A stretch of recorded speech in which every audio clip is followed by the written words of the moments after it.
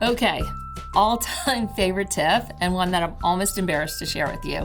Hi, I'm Gigi Schweikert. I'm the president and COO of Lightbridge Academy and the working mom of 4.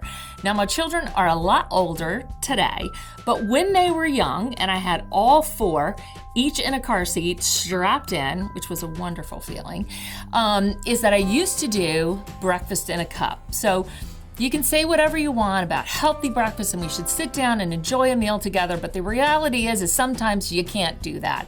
So my favorite breakfast in a cup is I take frozen waffles, put some butter on them, just a teeny bit, cut them into strips, put a teeny bit of syrup in the bottom of a paper cup, not enough that can spill, just enough that makes the waffle strips stick, and stick those waffle strips into the cup, and you've got waffles in a cup. And I can tell you to this day, even my teens ask, can we have waffles in a cup? So try that tip and see if it works.